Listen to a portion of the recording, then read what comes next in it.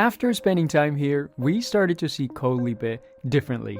It's known for clear water, white sand beaches, and easy snorkeling.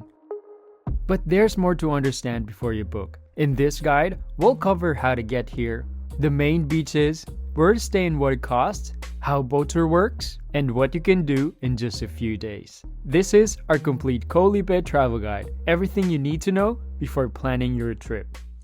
The island is easy to navigate with everything just a short walk away. It has three main beach areas: Sunrise Beach, Pattaya Beach, and Sunset Beach. In the center, you'll find a walking street which connects the two busiest sides of the island. There are plenty of restaurants, tour offices, small shops, and accommodations. It has enough infrastructure to feel comfortable, but not like a city.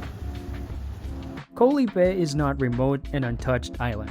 It's developed for tourism, but it's still compact, easy to get around, and surrounded by clear water and coral reefs.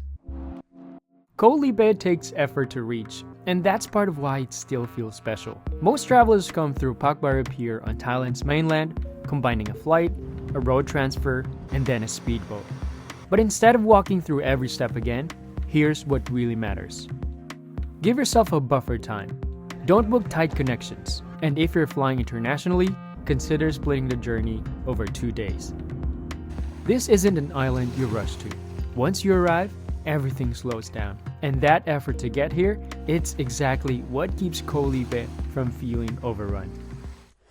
Koh Lipe has several areas to stay, each offering a different atmosphere and different price points. In the central part of the island, near Walking Street, you'll find the most convenient location. This area provides easy access to restaurants, cafes, tour offices, and shops. It's practical and lively, but it can also be busier and louder, especially in the evenings. Along the beachfront areas, accommodations offer direct access to the sea. These locations are popular for swimming, relaxing mornings, and sunset views. Prices in beachfront areas are generally higher, particularly during high season. On the hills or outer edges of the island, the atmosphere tends to be quieter. However, staying farther from the center usually involves more walking. We stayed in different parts of the island to understand how each area feels.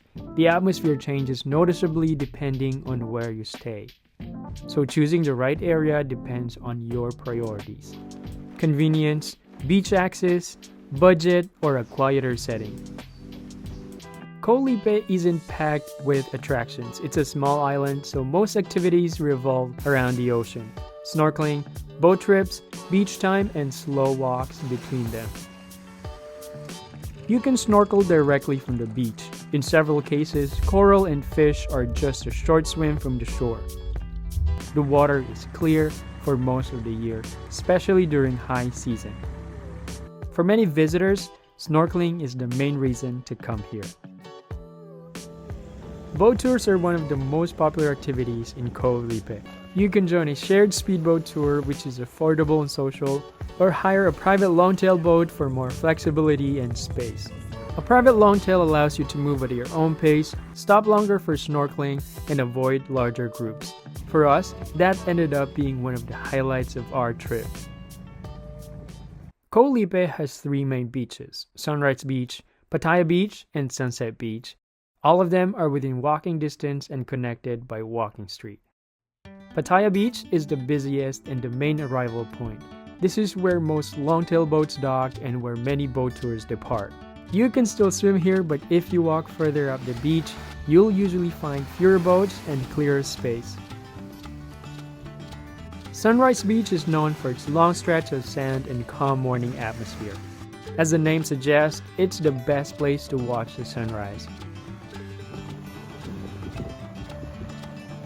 If you head up to the North Point, you'll find fewer boats and more open water, making it one of the best spots for swimming. Sunset Beach is smaller and feels more relaxed, especially in the early morning. But in the evening, it becomes one of the most popular spots for sunset views. And don't leave right away after the sun dips below the horizon. The sky often keeps changing colors for another 10 to 15 minutes, which many people miss. You'll also often find fire shows and live music here after dark. You can rent kayaks for several spots along Sunrise Beach. Rental prices vary slightly depending on the season and duration, but it's generally affordable. One popular route is kayaking to Koh Kra, a small island just offshore. It's a short and manageable paddle, even for beginners. Once there, you can swim, snorkel, and climb up to a small hidden viewpoint.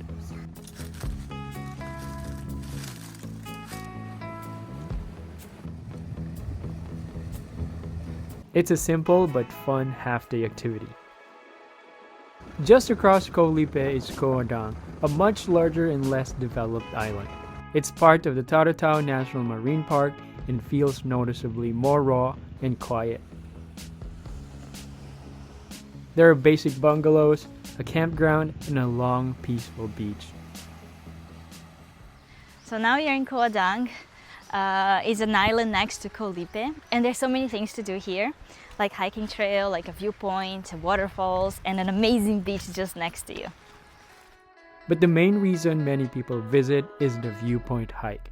But here's the catch. The hike to the viewpoint is very steep, so please be careful and don't wear your sandals that we're wearing. Like us. Like us. There are 3 viewpoints along the trail. The hike is steep and can be challenging in the heat. It's manageable if you take your time. From the top, you get one of the best panoramic views of Koh Lipe and the surrounding islands. Wow.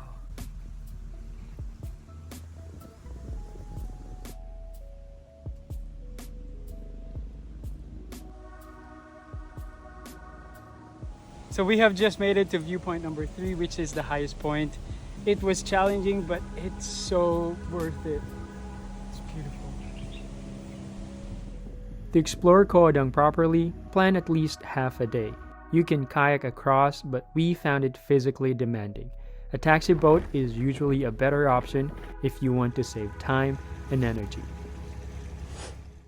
Food prices in Koh Lipe are higher than mainland Thailand, but compared to many small tourist islands, they're still reasonable. Thai meals typically range from 80 to 150 baht. Western dishes usually cost between 200 and 400 baht. Walking Street has the highest concentration of restaurants. Prices here are generally consistent, but quality can vary. We noticed that some smaller local restaurants outside the busiest part of Walking Street often offered better value. One place we personally enjoyed was Ni Papaya. They serve a wide variety of Thai dishes, smoothies, and simple comfort food. Prices were affordable and the quality was consistently good. There are also convenience stores like 7-Eleven on the island. In the morning, there's a small local market where you can find very affordable options. Steamed buns, boxed meals, and different Thai snacks typically range from 10 to 50 baht. It's one of the most budget-friendly ways to eat on the island. Koh Lipe isn't a hidden island anymore. It's developed and it requires effort to reach, but it offers clear water, walkable beaches, easy snorkeling, and a truly laid-back island vibe. If that's what you're looking for, Koh Lipe delivers.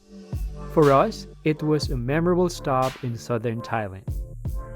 This wraps up our Koh Lipe series and our time in this part of Thailand. If you're planning a trip, I hope this guide made the process clearer. And if you've been following along, thanks for being here. See you in the next destination.